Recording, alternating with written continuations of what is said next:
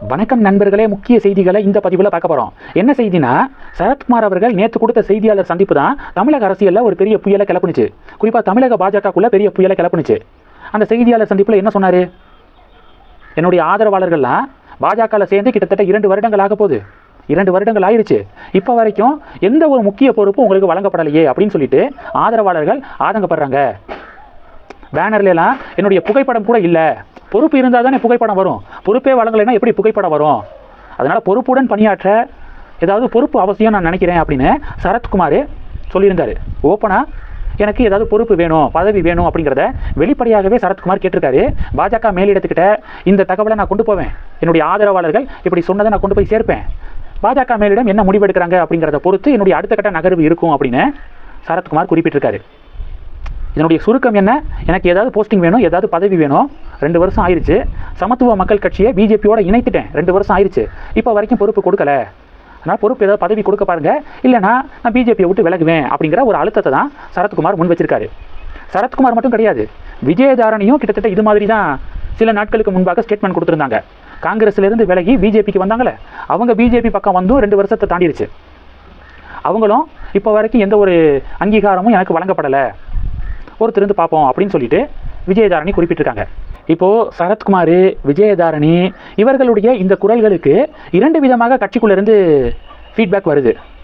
முதல் கேட்டகரி பார்த்தீங்கன்னா, ஆளானப்பட்ட அண்ணாமலைக்கே எந்த ஒரு பதவியும் இன்னும் வழங்கப்படலை. மாநில தலைவர் பொறுப்பிலிருந்து அவர் ஸ்டெப் டவுன் ஆகி 1 வருஷம் கிட்டத்தட்ட ஆக போகுது. அண்ணாமலைக்கே எந்த புதிய பொறுப்பும் வழங்கப்படலை. சரத்குமார், விஜயதாரணியெல்லாம் ஏமாத்திரும் அப்படின்னு சொல்லிட்டு ஃபஸ்ட்டு கேட்டகரி. அண்ணாமலை எனக்கு பதவி வேணும் அப்படின்னு சொல்லிட்டு ஏதாவது பிரச்சனை பண்ணுறாரா? கட்சியை வளர்த்துக்கு இருக்காரு. தன்னால் கட்சிக்கு எவ்வளவு பங்களிப்பு கொடுக்க முடியுமோ அதை கொடுக்குறாரு. நான் ஒரு சாதாரண தொண்டனாக இருக்க தான் ஆசைப்பட்றேன் அப்படின்னு சொல்லிட்டு மீண்டும் மீண்டும் நிரூபிச்சுக்கு இருக்காரு அண்ணாமலை. அதனால் கட்சி பணியை பாருங்கள், டெஃபினட்டாக டெல்லி மேலிடம் உழைப்பு கேட்ட ஊதியத்தை கொடுப்பாங்க, அங்கீகாரத்தை கொடுப்பாங்க அப்படின்னு சொல்லிட்டு ஃபஸ்ட்டு கேட்டகரி. 2வது கேட்டகரி பார்த்தீங்கன்னா, சரத்குமார் தகுதியான ஒரு நபர் தான்.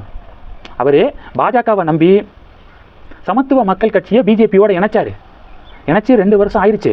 இப்போ வரைக்கும் அவருக்கு எந்த பதவியும் வழங்காமல் இருக்கிறது டெஃபினட்டாக ஒரு கோபத்தை தான் யாருக்காக இருந்தாலும் ஏற்படுத்தும்.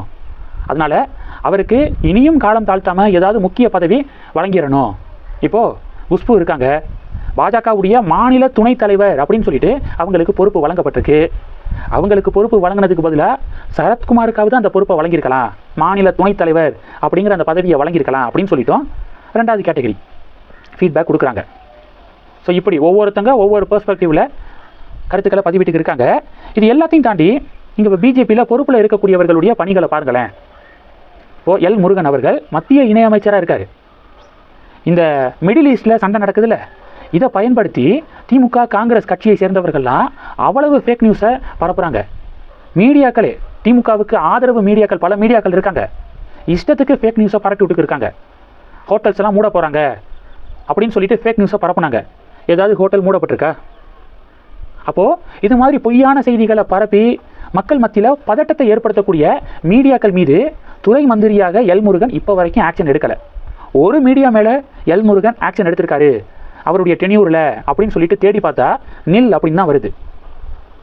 இப்படி பொய் செய்தியை பரப்பக்கூடிய மீடியாக்களை அட்லீஸ்ட் ஒரு 10 நாள், 1 மாதம், 2 மாதம் சஸ்பெண்ட் பண்ணாலாவது அவங்களுக்கு புத்தி வரும். எந்த ஆக்ஷனும் எல் முருகன் எடுக்காதனால எவ்வளோ வேணாலும் ஃபேக் நியூஸை பரப்பலாம் அப்படின்னு சொல்லிட்டு இஷ்டத்துக்கு தமிழக மீடியாக்கள் ஆடிக்கிருக்காங்க. அப்போது எல் முருகன் அவர்கள்ட்ட இருக்கக்கூடிய அந்த பதவியை எடுத்துகிட்டு அவர் பதவியிலேருந்து நீக்கிட்டு சரத்குமார் மாதிரியான நபர்களுக்கு ஒரு சான்ஸ் கொடுத்து பார்க்கலாம். ஒன்று, இப்போது வானதி சீனிவாசன் அக்காவை எடுத்துக்கோங்க. பாஜகவுடைய தேசிய மகளிர் அணியுடைய தலைவராக இருக்காங்க. தமிழகத்தில் கடந்த 10 நாட்களில் பெண்களுக்கு எதிரான குற்றங்கள் எவ்வளவு செய்திகள். விளாத்திக்குளம் பக்கத்தில் 17 வயது சிறுமிக்கு நேர்ந்த கொடூரம், மதுராந்தகத்தில் 14 வயது சிறுமிக்கு நேர்ந்த கொடூரம், இது மாதிரி பல செய்திகளை லாஸ்ட் 10 நாட்களுக்குள்ளே நம்ம பார்த்துட்டோம். பாஜகவுடைய தேசிய மகளிர் அணியுடைய தலைவராக வானதி அக்கா செஞ்சது என்ன?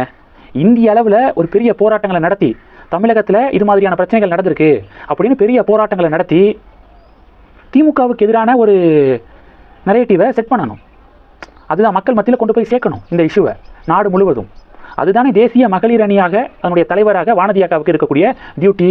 ஆனால் என்ன போராட்டங்களை வானதி அக்கா தலைமையேற்று நடத்தினாங்க இந்த விவகாரத்தில்? எதுவும் இல்லை.